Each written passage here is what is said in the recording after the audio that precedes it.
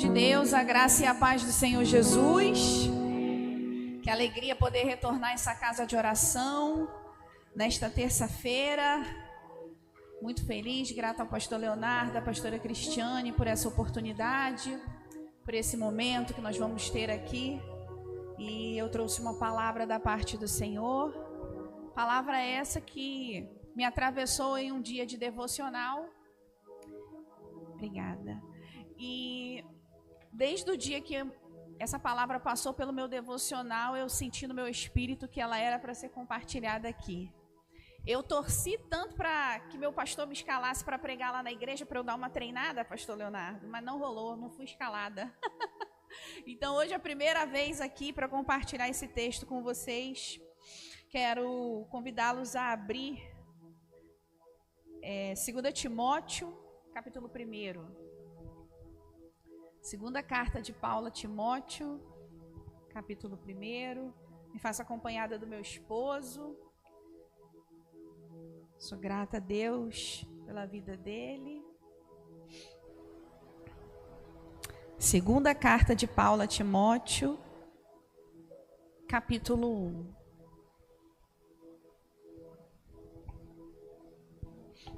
Amém? Vamos ler a partir do versículo 3, que diz assim: Dou graças a Deus, a quem desde os meus antepassados sirvo com uma consciência pura, de que sem cessar faço memória de ti nas minhas orações, noite e dia, desejando muito ver-te, lembrando-me das tuas lágrimas para me encher de gozo, trazendo à memória a fé não fingida que em ti há, a qual habitou primeiro em tua avó Lóide e em tua mãe Eunice, e eu estou certo de que também habita em ti, por cujo motivo te lembro que despertes o dom de Deus que existe em ti pela imposição das minhas mãos, porque Deus não nos deu o espírito de temor, mas de fortaleza e de amor e de moderação. Vamos louvar? Porque dele, por ele, para ele,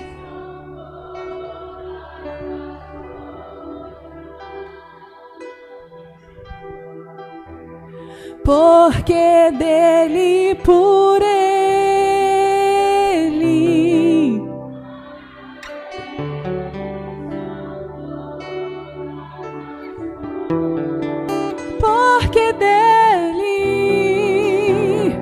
porque dele, por ele, para ele são todas, tudo é teu, Jesus.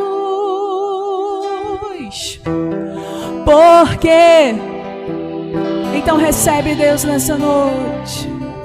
Para ele são todas as coisas, a ele a glória,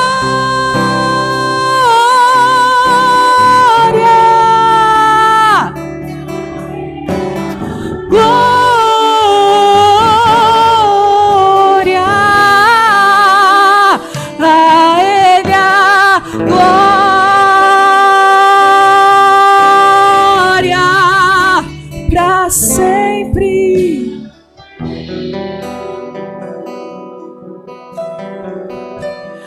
Quão profundas riquezas o saber. Ele é profundo demais, igreja. Quão insondáveis, quão insondáveis seus juízos e os seus.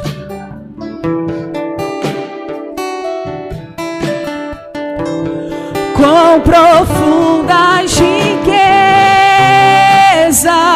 o saber e o conhecer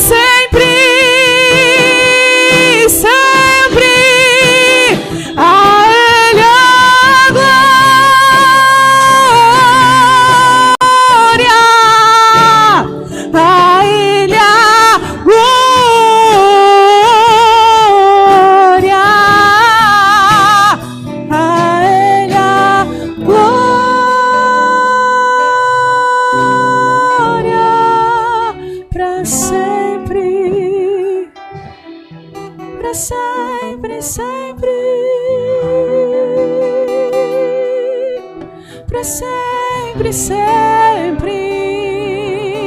Tudo é teu, Jesus. Tudo é teu, Senhor.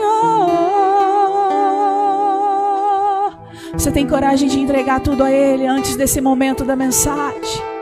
Aproveite esses minutos e se você ainda não entregou a Ele, entregue tudo. Entregue tudo, entregue o controle, meu irmão. Como já foi dito aqui, descansa. Abra o teu coração para receber aquilo que o Espírito de Deus tem para nós nessa noite. Cabeça cheia, mente cheia, coração agitado. Dificilmente vai conseguir absorver aquilo que o céu tem para nós nessa noite. Mas em nome de Jesus, Ele continua no trono. Em nome de Jesus, os corações nesta hora, neste momento, mente e corações sejam sujeitos à palavra de Deus. Mentes e corações sejam sujeitos à voz de Deus. Que a nossa mente esteja cativa à tua voz, Espírito Santo. Que a nossa mente esteja cativa à tua voz. Porque essa noite é uma noite que nós chegamos a este lugar de uma maneira, mas não sairemos da mesma maneira. O Senhor tem uma porção poderosa para nossa alma nessa noite. O Senhor tem profundidade para nós nessa noite. O Senhor não vai nos deixar em um nível raso. Ninguém sai de uma terça-feira de casa para vir para um ambiente como esse em um dia de chuva à toa. Quem vem tem fome, quem veio tem sede e vai ser saciado e vai ser alimentado. Quem tem fome e sede, levanta as tuas mãos e já começa a glorificar a Ele. Diga: eu tenho fome, Pai. Eu tenho sede, Pai. Sacia-me. Onde estão os famintos por Deus? Onde estão os sedentos de Deus? A minha alma tem fome. A minha alma tem sede de Deus.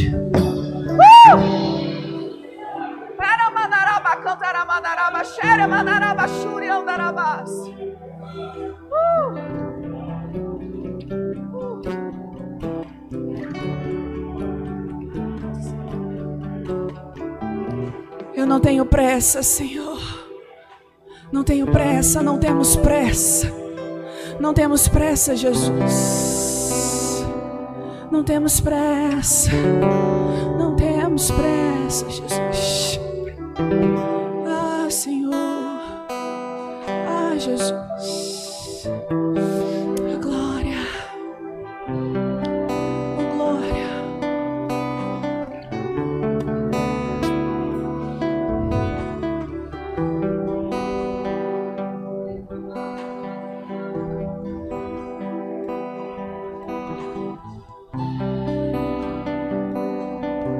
Sem pressa na presença.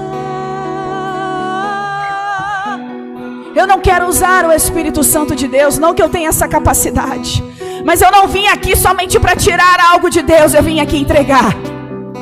Então entregue algo a Ele nessa noite. Entregue a tua adoração, o teu melhor glória a Deus, o teu melhor aleluia, aquilo que você consegue entregar de melhor, entregue a Ele. A palavra vai ser ministrada. Aquilo que Ele tem para as nossas almas vai ser entregue nesta noite, mas não tenha pressa na presença. É em um momento como esse que o Espírito Santo traz paz ao nosso coração.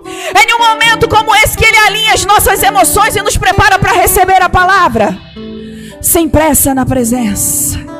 Sem pressa na presença, Ele está cuidando de tudo, igreja. Ele está cuidando de tudo que você deixou lá do lado de fora. Ele está cuidando de tudo. Senhor, bendito é o teu nome. Bendito é o teu nome. Senta, mas senta glorificando o nome dEle.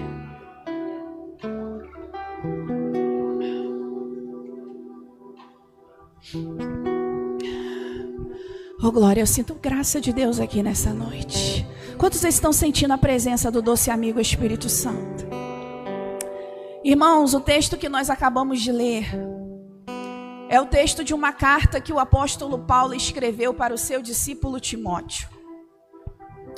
Nós já bem conhecemos a história do apóstolo Paulo. Ele era um perseguidor da igreja. Ele era um fariseu. Mas um dia foi encontrado por Cristo. E de perseguidor, ele passou a ser perseguido. Depois que o apóstolo Paulo conhece a Cristo de verdade e se converte, a vida dele nunca mais é a mesma. E acredito eu que com a mesma intensidade ou até mais que ele servia ao farisaísmo e aquilo que ele acreditava e ele tinha como verdade, agora ele se entrega totalmente à causa do evangelho. Agora ele se entrega totalmente a Cristo sem medidas e vive uma vida extraordinária. O apóstolo Paulo, ele é um dos responsáveis por grande parte do Novo Testamento. Ele escreveu 13 cartas, irmãos. E a carta aos Hebreus ainda é questionada, muitos acreditam que é de autoria dele, então, se fosse confirmada, seriam 14 cartas. Um homem muito culto, cheio de conhecimento, de texto, cheio de sabedoria, mas com uma profundidade espiritual fora do comum. Como ele disse, viveu experiências com Cristo inefáveis. Experiências que a sabedoria humana não é capaz de explicar. Foi num nível muito profundo. Foi o apóstolo dos gentios. Foi aquele responsável por pregar o evangelho para aqueles que não eram judeus. E nessa caminhada, ele conhece a Timóteo. Lá no livro de Atos, capítulo 16, nos fala a respeito desse encontro. Ele conhece Timóteo, adota Timóteo como um ajudante, como um obreiro ali, um braço direito dele na obra, mas não só como um obreiro, mas como um filho espiritual. A relação do apóstolo Paulo com Timóteo é uma relação muito linda. Timóteo é mais do que um cooperador na fé. Timóteo é um filho espiritual. É alguém que o apóstolo Paulo gera. Timóteo vai amadurecendo, vai criando raiz, e o apóstolo Paulo começa a enviar ele para liderar a igreja, para tocar a obra para frente. E Timóteo vai desenvolvendo muito bem o seu ministério. Mas o apóstolo Paulo, como eu disse, de perseguidor, ele se torna perseguido. E na atual carta que nós lemos, 2 Timóteo, ele já está preso pela segunda vez em Roma. E é de Roma que ele escreve essa carta para Timóteo, contando tudo o que ele está passando. E não foram momentos fáceis que o apóstolo Paulo passou, principalmente no final da sua vida aqui nessa terra. Na carta ele vai mencionar que muitos o abandonaram. Que quando ele precisou se defender diante de Roma, não tinha ninguém ali com ele. Ele menciona nomes que abandonaram, menciona nomes que permanecem. Mas uma coisa que eu amo é que quando ele fala de Timóteo, ele fala de uma forma diferenciada. E o apóstolo Paulo escreve essa carta para ele para encorajá-lo a permanecer firme na fé. Porque ele sabia que estava pertinho da vida dele ser ceifada. Essa carta, irmãos, é como uma despedida, é como um testamento, né? É quando o apóstolo Paulo menciona: combati o bom combate, encerrei a carreira, mas eu guardei a fé. Essa carta ela é carregada de teor emocional, de amor, de amizade, de discipulado. Então eu quero que vocês mergulhem comigo agora no texto. Vamos sentir o que provavelmente Timóteo estava sentindo ao receber essa carta do apóstolo Paulo. Era uma carta de despedida, era uma carta de instrução. Timóteo conseguia perceber muito bem como é que o clima estava quente. E acho que da outra vez que eu vim aqui eu falei sobre os discípulos, né? Falei sobre Atos, e era sempre assim, irmãos. Uma vez que Jesus foi assunto aos céus e a igreja tocou o ministério da pregação, do evangelho para frente, todo mundo era um alvo. Todo mundo tinha um alvo nas costas. Então Timóteo sabia muito bem o que o apóstolo Paulo estava passando. Sabia também o que esperava ele. Mas o apóstolo Paulo escreve essa carta para encorajar a Timóteo. E nessa noite o Espírito Santo de Deus quer nos encorajar, irmãos, porque não é diferente conosco. As guerras, as oposições e as lutas, elas só mudam um pouquinho de configuração. Mas no fundo, todo homem e mulher de Deus tem um alvo nas costas. Ou você acha que o inimigo da minha e da sua alma está satisfeito com o nosso posicionamento de permanecer firme na fé? De apesar das lutas, das dores, das angústias, dos desafios, das perseguições, das humilhações, Você permanece firme na presença e adorando ao Senhor? Ele não está satisfeito. Mas Timóteo aqui, tudo dá a entender, irmãos, que ele estava deixando todo esse cenário que envolvia o apóstolo Paulo o afetar. Então, no texto que nós lemos, o apóstolo Paulo começa a falar com ele a respeito do que ele sentia por ele, que incansavelmente fazia menção de Timóteo nas suas orações. E uma coisa que eu acho linda: na hierarquia ministerial, Timóteo não é maior do que Paulo, irmãos, de forma alguma. No entanto, o apóstolo Paulo está dizendo para ele que a fé que Timóteo carrega traz gozo, traz alegria, inspira Paulo. É como se Paulo estivesse dizendo: eu estou aqui encarcerado, mas quando eu lembro de você, Timóteo, quando eu lembro do teu posicionamento, quando eu lembro da tua firmeza, quando eu lembro o tipo de cristão que você se tornou, a minha alma tem alegria. E uma das coisas que o Senhor ministrou ao meu coração para falar para esta igreja nessa noite é que é importante que eu e você permaneçamos firmes, porque o nosso posicionamento, a nossa fé inspira alguém.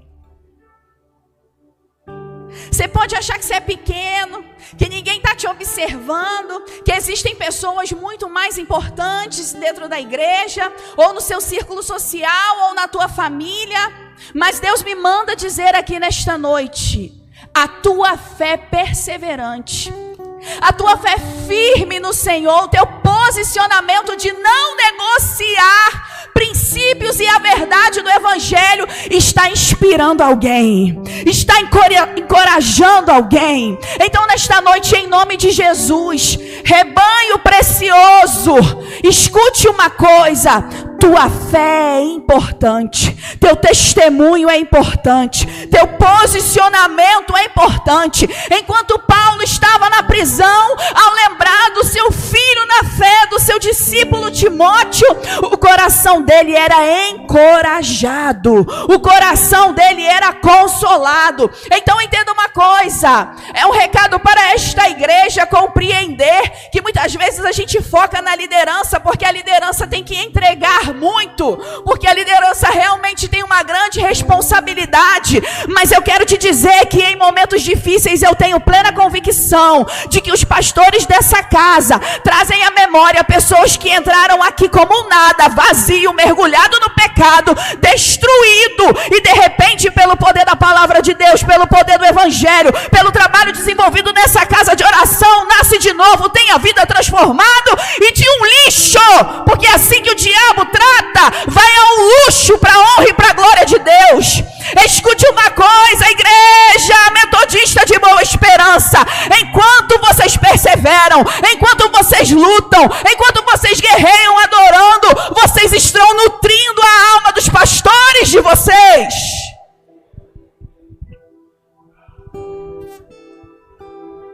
Olha, irmãos, quem lidera sabe a guerra que é. Um culto de terça-feira,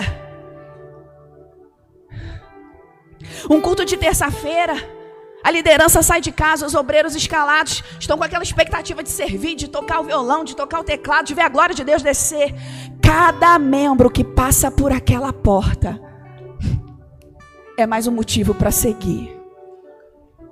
Assim como Timóteo nutria a alma de Paulo com alegria por causa do testemunho e da perseverança dele, vocês também estão nutrindo a alma da pastora Cristiane e do pastor Leonardo.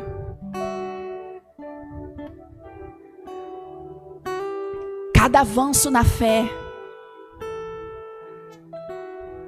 cada diferença que vocês fazem nessa casa, cada vitória vencida, eu tenho plena convicção de que faz os pastores de vocês olhar e pensar: vale a pena. Vale a pena. Sabe por quê, irmãos? A minha mente viaja. Eu nunca pastoreei igreja, nunca liderei igreja, e quase que eu falei graças a Deus agora. Ia ficar feio, né, pastor? Quase que eu falei, irmãos, foi por pouco. Mas já liderei departamento, já liderei rede, né? Irmãos, eu fico pensando, aquilo é um micro. Imagina no macro. É uma coisa assim, surreal. Esses dias eu morri de rir, eu mandei para o meu pastor em plena segunda-feira. O pastor compartilhou um meme, que eu acho que não foi meme, foi real, né? Virou meme quando foi para a internet. Um membro, no caso uma irmã, mandou uma mensagem para ele falando assim: pastor, o diabo está furioso comigo. Isso segunda-feira de manhã. Mas mandou um áudio enorme. Aí o pastor: é mesmo, minha filha, o que que houve? O senhor acredita que o caminhão do lixo passou aqui, coletou o lixo de todo mundo, mas não coletou o meu? O pastor, eu fiquei pensando, meu Deus. O pastor respondeu assim: ô, minha filha, é assim mesmo. Tem gente que é rejeitado. Tem gente que é esquecido. Tem gente que é abandonado. Davi foi rejeitado, foi esquecido. Mas depois o Senhor encontrou ele. Vamos orar por esses coletores de lixo da cidade. Essa é a vida do pastor em alguns momentos. É loucura com doideira, tem hora, né? Pode falar, não tem problema não, sou de fora. Pode falar comigo. O perseverar de Timóteo encorajava, irmãos, o apóstolo Paulo. Eu preciso encorajar você aqui nessa noite. Avance. Avance, absorva tudo que está sendo feito aqui para o teu crescimento espiritual, porque você vai trazer vida na vida dos seus pastores e com certeza vai trazer testemunho poderoso para esse bairro, para as pessoas que te cercam. Em contrapartida também, pastores, eu gosto de observar o apóstolo Paulo e líderes da casa, porque o apóstolo Paulo ele não foca só em quem dá dor de cabeça, é porque gente que dá dor de cabeça, irmão, dá muita dor de cabeça. Não é? E igreja não é como empresa. Porque na empresa dá dor de cabeça, o que a gente faz, Laila? Manda embora. Na igreja não, meu Deus. Na igreja a gente tem que amar. Vocês estão rindo? Na igreja a gente tem que abraçar. Na igreja a gente tem que perdoar. Não que a gente não tem que fazer isso do lado de fora, irmãos, também. Mas eu estou falando nesse contexto aqui que nós vivemos. Na igreja, o pastor tem que cuidar. Tem que quebrar uma patinha da ovelha. Tem que quebrar duas, às vezes tem que quebrar até as 4. Porque tem ovelha que é demais. Tem que ter paciência. Tem que orar 1, 2, 3, irmão. É assim, eu ia falar terrível, mas ainda bem que eu não falei. Só que o apóstolo Paulo, ele não foca em quem o abandonou. Pastores, líderes. Ele foca no Timóteo. A gente precisa aprender a olhar para aqueles que nos encorajam, para aqueles que nos traz vida. Porque muitas vezes a gente dá tanta ênfase para quem é chato, para quem traz uma fala negativa, para quem não soma com nada, para quem só reclama. De hoje em diante, você é homem de Deus, mulher de Deus, que lidera, que está à frente de alguma coisa, seja aqui ou até na tua vida profissional ou até em outro contexto, voz negativa não agrega em nada. Em nada. Em nada. É interessante que até na cruz Jesus ele não perdeu tempo, irmãos. Tinha um ali que estava questionando a identidade de Jesus, tinha um ali que estava afrontando ele, e do outro lado tinha um que cria, a quem ele deu confiança. Vocês lembram a quem ele deu confiança, igreja? A quem cria. Muda teu posicionamento e começa a olhar e a nutrir e a ouvir quem te incentiva. Eu não estou falando de bajulador não, porque bajulador é um terror, é uma coisa horrível. Mas eu estou falando de gente que soma de verdade. Muitas vezes a gente gasta tanta energia com quem não soma, e o Senhor está falando aqui nessa noite, olha para quem ama. Vai ter que olhar para todo mundo, não tem jeito, mas para deixar entrar e acessar a tua alma, pastora Cristiane, olha para quem ama. Olha para quem, ombro a ombro. Porque às vezes a gente pensa tanto na Maria que não veio e esquece da Joana que estava aqui desde 6 horas da tarde. Quantos vocês estão comigo aqui nessa noite? Então, o apóstolo Paulo, quando ele lembra de Timóteo, acontece esse misto de emoções dentro dele. E o Senhor já está falando conosco aqui nessa noite. A fé de Timóteo traz impacto para a vida de Paulo. E qual é o tipo de fé que Timóteo tem? Vamos seguir no texto? Versículo 5. A fé de Timóteo é uma fé uma fé não fingida. Então, peraí. se existe uma fé não fingida, é porque existe uma fé fingida, não é assim? A palavra fingida vem da ideia de hipocrisia no grego. Quem era o hipócrita, irmãos, no mundo greco-romano? Os hipócritas eram os atores. Naquela época não tinha conotação negativa usar essa expressão de hipócrita para um ator de teatro. Depois, com o passar do tempo, é que isso se tornou um xingamento muito forte, né? Por sinal. Mas quem eram os hipócritas? Eram os atores. E naquela época, os atores eles usavam muitas máscaras para interpretar os personagens. Então, o que o apóstolo Paulo está dizendo aqui? Timóteo, a tua fé que me nutre, a tua fé que me encoraja, a tua fé que me incentiva, é uma fé não fingida, é uma fé sem máscaras, é uma fé verdadeira, é uma fé sem atuação, é uma fé sem teatro. E será que tem isso no nosso meio, irmãos? Será? Aquele negócio que agora você abre, está tudo lá. Será, irmãos? Que tem isso no nosso meio? Será que tem gente atuando na igreja? Será que tem gente usando máscara na igreja? Será que tem gente vivendo um personagem na igreja? Mas quando chega em casa é outra pessoa? Mas quando chega no trabalho é outra pessoa? Mas quando as luzes do templo se apagam e as luzes de casa também se apagam e ela está lá sozinha no off é outra pessoa? Será? Será que existe, irmãos, alguém assim? Enquanto eu esboçava, eu lembrei de uma experiência que Jesus passou. Jesus vinha com fome com os discípulos e aí ele passa por uma figueira. E quando ele olha para aquela figueira, a figueira está cheia de folha. Que figueira bonita, irmãos.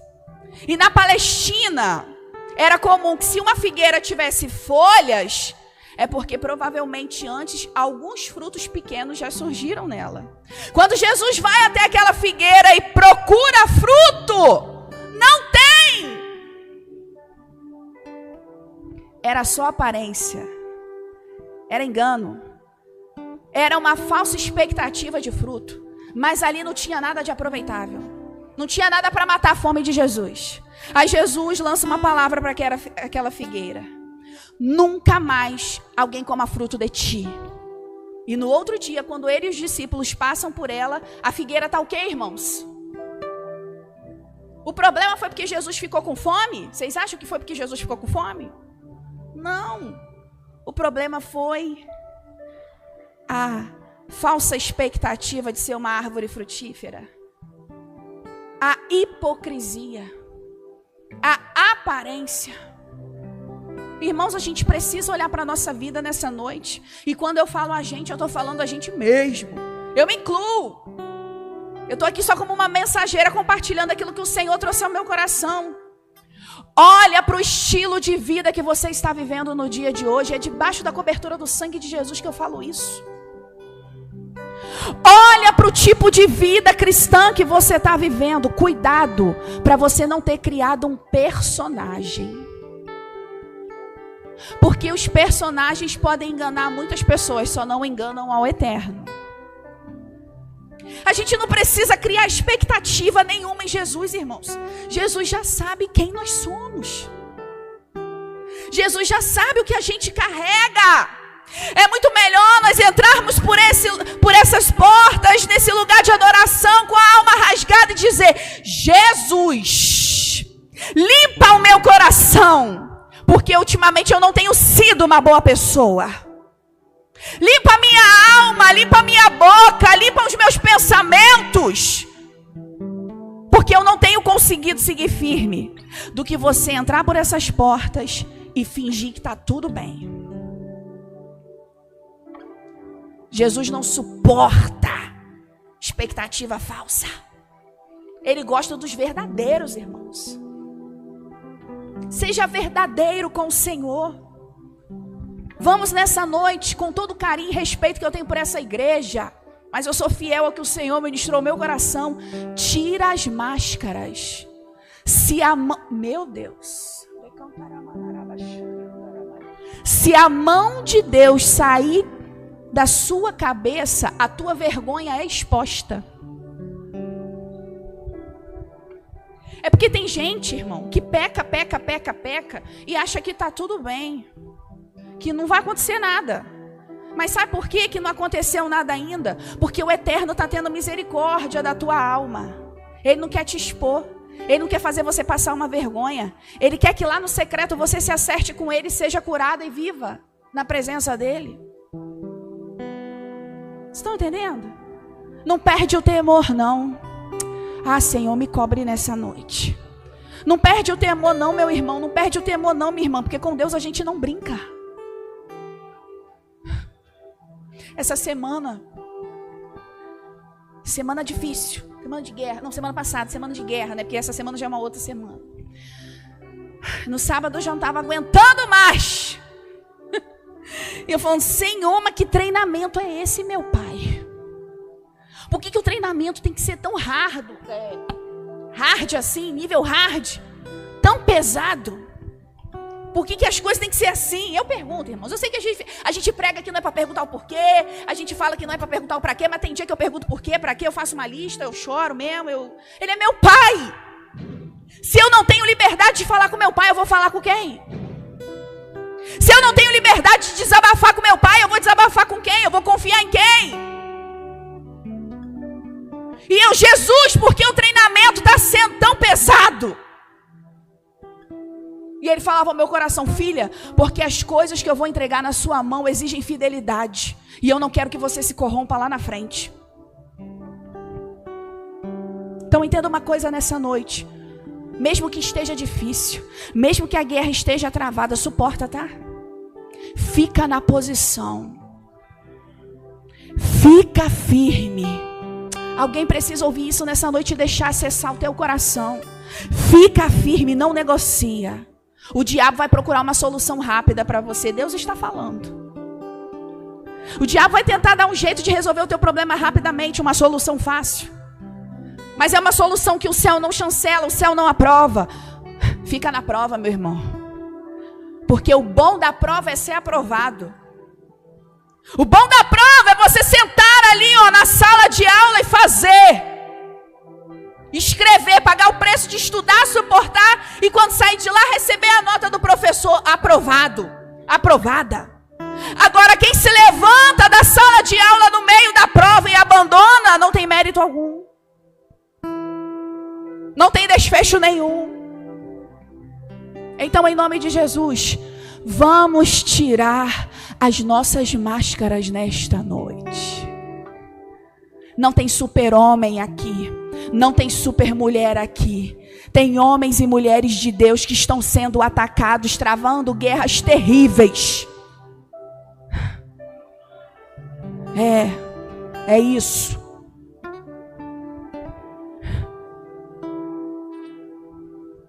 Ao diabo a gente se resiste, irmãos. E diante de Deus a gente se humilha.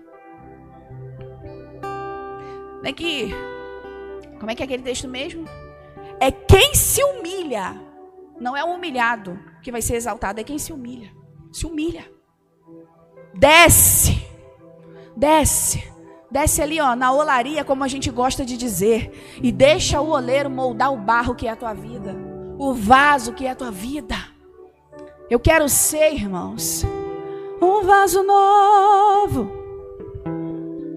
Eu quero ser um vaso novo. Um vaso de honra e não de desonra. Eu quero alegrar o coração do meu Pai. Não quero envergonhá-lo. Molda o barro, Jesus. Molda o barro.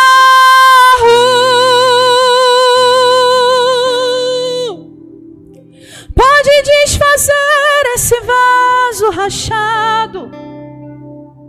Esse vaso que está rachado de um lado, mas do outro parece inteiro. De um lado o vaso está inteiro. Aí você bota na vitrine aquela parte que está inteira. Mas quem passa nos bastidores vê que o vaso está rachado. Eu quero ser um vaso novo. Quantos querem ser um vaso novo? O apóstolo Paulo fala da fé de Timóteo. Timóteo, tua fé é uma fé não fingida. E ele continua falando, no versículo 5 ainda. A fé que Timóteo recebeu e desenvolveu é uma fé geracional, irmãos.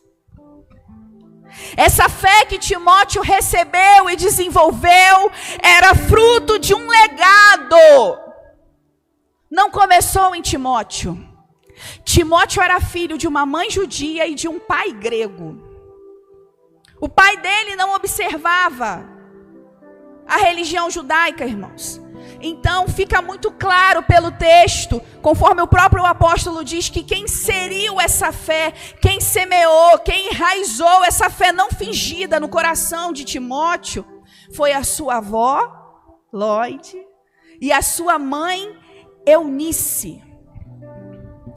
Duas mulheres foram profundamente usadas por Deus para ativar um grande homem de Deus.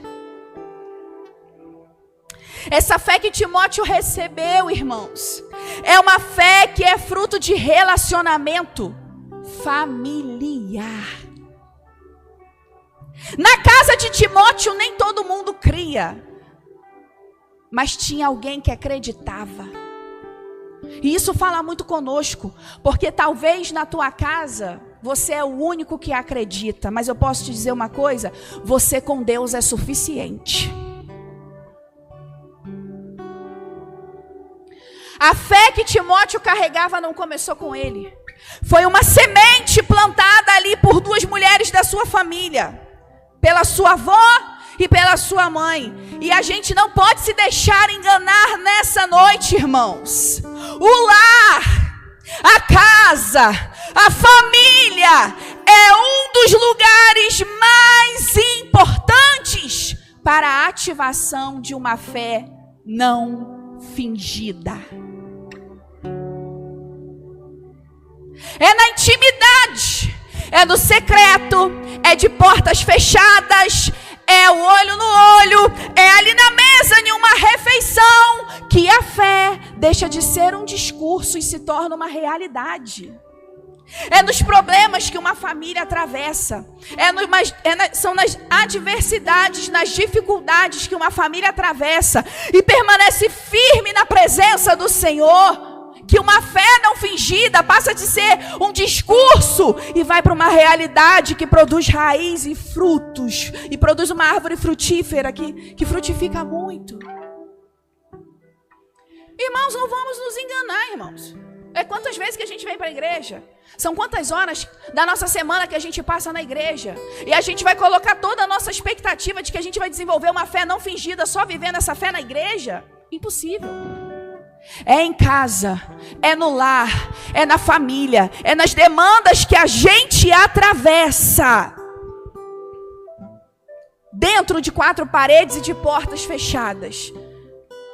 Que uma fé não fingida é estruturada. É no caminhar do pai com o filho, do pai com a mãe, da mãe com o filho. É no relacionamento, é na mesa, irmãos. É na comunhão familiar que a gente cria raízes profundas. Minha avó já descansa no Senhor. Teve uma vida muito difícil, irmãos. Meu avô era um homem muito promíscuo. Por várias vezes minha avó estava em casa cozinhando lá no fogão e chegava o povo para levar o fogão porque era dívida de jogo. Minha avó teve envolvimento com outras religiões, mas depois que ela conheceu Jesus, antes de partir, ela deixou o legado dela. Não teve um filho que não ouviu falar a respeito de Jesus. Não teve um filho que ela não tentou levar na Igreja Universal para expulsar um demônio. Quando eu me converti, os meus pais não eram cristãos, irmãos. Apesar desse contato através da minha avó, e quando eu era bem pequenininha, eles chegaram a frequentar algumas igrejas, fazer algumas visitas, eu tenho essa memória. Mas quando eu me converti, os meus pais não eram cristãos. Ninguém pensou em comprar e me dar uma Bíblia, irmãos, para eu ir para a igreja. Nenhum dos dois. Mesmo sendo simpatizante. Hoje, é por isso que hoje eu compro adoidado. É Bíblia rosa, azul, amarela, Bíblia NAA, NVT, Águeda. Eu compro, tudo que eu posso comprar eu compro. Em nome de Jesus, um dia quando meu escritório estiver pronto, vai ter muita Bíblia lá. E aí eu lembro que a primeira Bíblia que eu tive, irmãos, foi uma Bíblia católica. A bichinha era desse tamanho assim. Desse tamanho. Um peso. Uma senhora que minha mãe fazia a unha, doou para ela, para passar para mim. Eu encapei com um contact roxinho. Usei aquela Bíblia durante um tempo. Mas depois minha avó ganhou uma Bíblia e ela não conseguiu ler. Ela me deu aquela Bíblia e eu tenho aquela Bíblia até hoje. Legado. Quando eu olho para aquela Bíblia, eu lembro que ali teve uma mulher que dobrou o joelho e orou por mim. Ela não só escondeu o biscoitinho no guarda-roupa e a mesadinha dobradinha. Meu nome estava no joelho dela. O nome de toda a nossa família estava no joelho dela, irmãos. Legado. Não se engane. Nossa casa, nossa família é o lugar mais importante, irmãos. É um dos lugares mais importantes para que a gente nutra uma verdadeira fé, uma fé não fingida. Eu sei que muitas vezes o ambiente familiar não depende só de uma pessoa, mas eu acredito que homens e mulheres cheios do Espírito Santo são capazes de reverter ambientes. São capazes de procurar transformar aquilo que está um caos, com sabedoria, com direção, com discernimento da parte do Espírito Santo. A nossa casa tem que ser um pedaço do céu, irmãos. Isso é mais que uma frase, é uma verdade. Meu marido não pode chegar em casa e encontrar uma esposa possuída, maluca, e estressada, gritando com tudo, quebrando tudo. Somos cristãos. Ele não pode chegar em casa descontando em mim tudo que aconteceu na vida dele em um dia de trabalho. Pais e filhos não podem sentar à mesa para comer e ouvir conversas fiadas a respeito da igreja na mesa. Quantos estão entendendo o que eu estou dizendo nessa noite?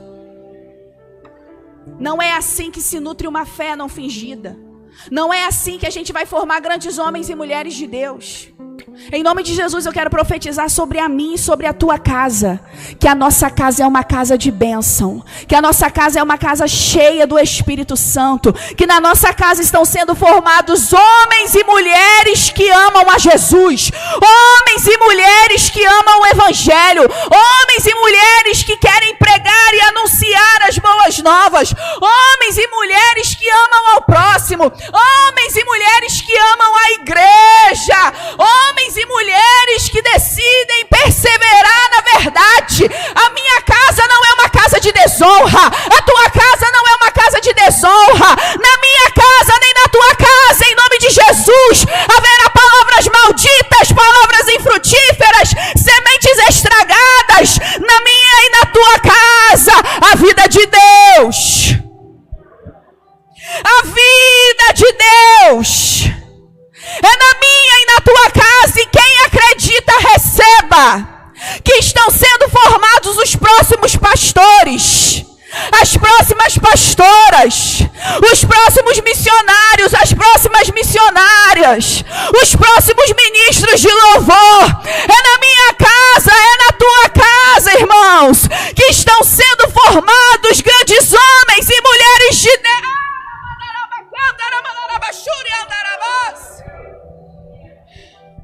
É na minha casa. Se tem uma guerra, escute isso, se tem uma guerra que vale a pena ser travada, é a guerra pela nossa família. Tem gente que guerreia tanto por tanta gente. Ih, estou na campanha, estou orando aqui pelo irmão fulano de tal que ainda não converteu. Mas tua mãe já se converteu, teu pai já se converteu, teu filho já se converteu, teu esposo já se converteu, tua esposa já se converteu. Trava essa guerra. Porque essa é uma guerra que vale a pena ser travada. Ou você está indo para o céu e esqueceu que existe inferno. Eu sei. Não é tão agradável falar disso, mas se faz necessário. É na tua casa, meu irmão, é na tua casa, minha irmã, é na minha casa que uma fé não fingida vai ser nutrida. Enquanto eu escrevia o esboço, eu lembrei. Um dia, sempre final de semana, meu pai me pegava e eu ia na rua com ele, novinha, pequenininha, tipo assim, 5, 6 anos. E aí o nosso rolê, entende agora, meu amor, porque eu gosto tanto de um mercadinho. Quer me encontrar, você vai no mercado que você vai me achar, irmão. E aí, no final de semana, eu ia no mercado com meu pai, comprava um sabonetinho. Ele me levava na banca de jornal, comprava um jornal, uma revistinha. Aí teve um dia lá, que eu fui na banca ali, perto do antigo Império da Banha, comprei um jornal. Vim toda feliz, por quê? Porque o moço do jornal me deu o troco errado. Tava sobrando 50 centavos. Aí, 50 centavos. Aí eu cheguei pra ele toda feliz, irmão. Eu falei, aqui, pai. Tá sobrando. Aí meu pai, volta e devolve que não é teu. São em momentos como esse que uma fé não fingida é gerada, é nutrida. Amém, irmãos? Coloque tua família no teu joelho. Guerreie pela tua família. Porque se tem uma causa que vale a pena, é essa. Hoje é com muita alegria que eu testemunho aqui. Eu e a minha casa servimos ao Senhor. Somos salvos, meus pais hoje são salvos, congregam comigo, não são mais casados, mas congregam na mesma igreja, são amigos. A gente partilha das mesmas demandas, temos uma vida em família, mas o Senhor salvou a minha casa. Mas evangelizar minha mãe foi muito difícil. Meu pai era mais quebrantado, mas minha mãe... Mas eu também não era uma evangelista muito boa, não. Que eu falava para ela assim, mãe, você precisa aceitar Jesus, senão você vai para o inferno. Era mentira, irmãos? Não, mas não é a melhor forma de se evangelizar, né? Ela também, como é muito gente fina, respondia para mim, a vida é minha, deixa eu ir para o inferno. Acabava meu evangelismo ali mesmo. Mas teve um dia que não teve jeito, Jesus pegou ela.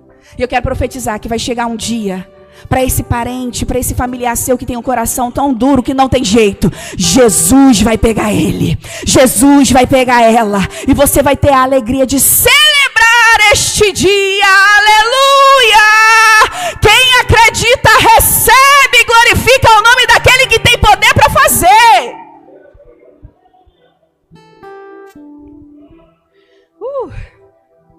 A fé que Timóteo tinha, irmãos, já caminhando para o final, é uma fé que encoraja o apóstolo Paulo, consola, conforta.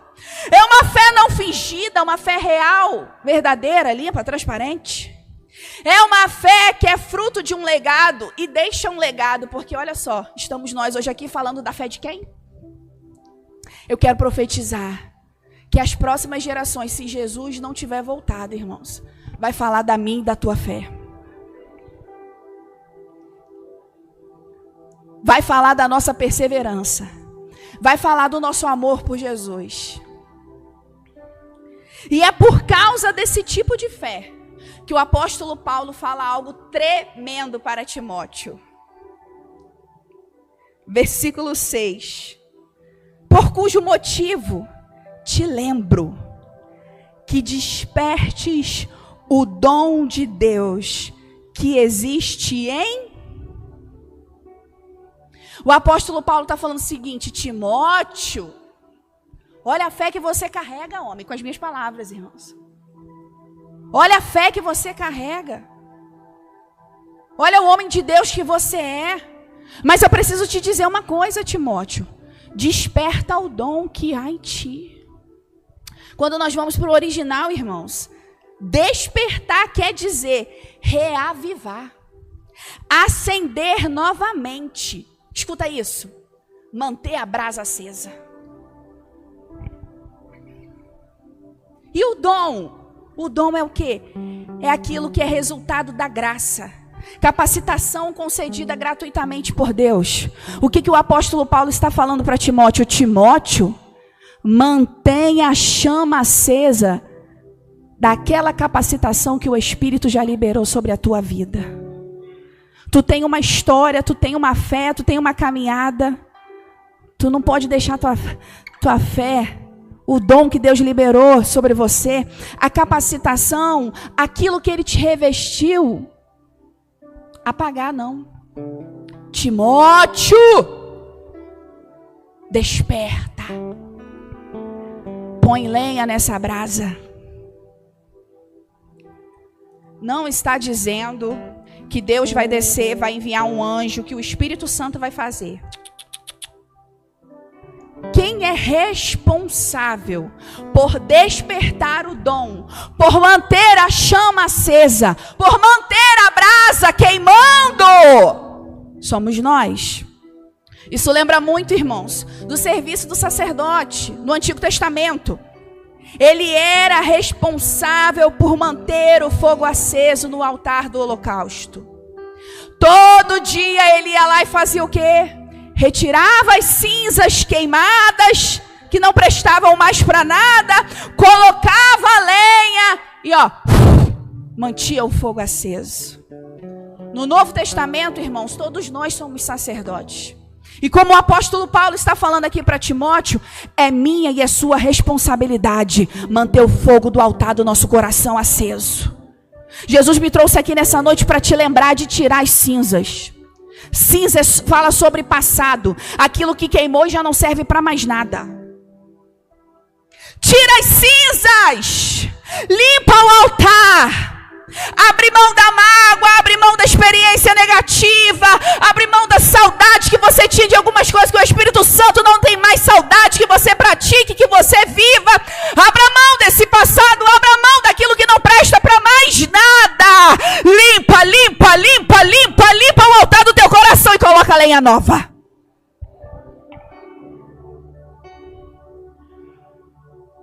O que aconteceu com você? Quem minou tua fé? O que minou a tua fé? Porque você parou de jejuar? Porque você parou de orar de madrugada? Porque você parou de crer? Porque você parou de sonhar em viver coisas extraordinárias na presença de Deus? Porque você parou de almejar um ministério?